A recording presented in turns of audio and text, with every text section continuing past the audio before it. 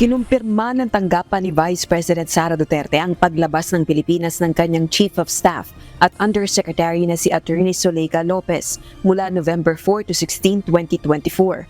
Personal umano ang biyahe nito at walang kaugnayan sa trabaho sa Office of the Vice President o OVP. Wala rin anilang batayan ng mga espekulasyon tungkol sa dahilan ng pagbiyahe nito at humihiling ng paggalang sa privacy ng pamilya ng Chief of Staff. Pero para sa mga kongresista, kaduda-duda ang timing ng pagbiyahe ng Chief of Staff ni VP Duterte. Sa gitna ito ng ginagawang investigasyon ng House Committee on Good Government and Public Accountability sa paggastos ng confidential funds nito at ng Department of Education sa ilalim ng termino ng pangalawang Pangulo.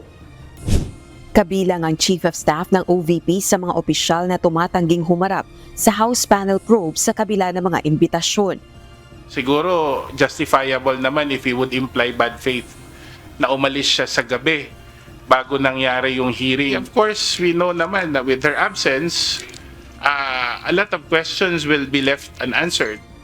The circumstance surrounding the departure of the CUS is really puts in everyone's mind the question bakit. The timing is very suspicious. Sa ika-4 na pagdinig ng House Good Government and Public Accountability noong araw ng Martes, November 5, nadagdagan pa ang bilang ng DepEd officials na umaming nakatanggap sila ng envelopes na may lamang pera mula sa tanggapan ng dating DepEd Secretary na si VP Duterte. Gayunman, walang OVP personnel na present sa pagdinig upang magpaliwanag kung saang pondo galing ang ginamit dito.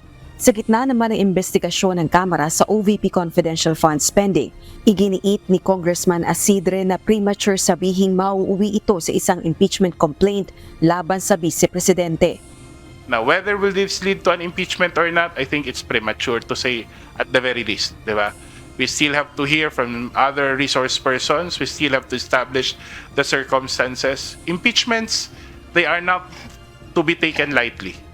Pinuri naman ng mga kongresista ang desisyon ng Senate Committee on Finance na i-adopt ang ginawang pagtapyas ng House of Representatives sa panukalang pondo ng tanggapan ng pangalawang Pangulo para sa taong 2025. Mula 2 billion pesos, 733 million pesos ang natirang alokasyon sa OVP para sa susunod na taon. Ang binawas na pondo i-realign sa social services programs ng ibang ahensya ng pamahalaan.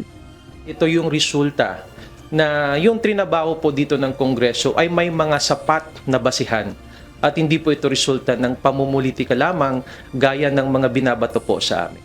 Rosa Licoz, UNTV News and Rescue. Diyos ang aming sandigan, serbisyo publiko ang aming pinahahalagahan.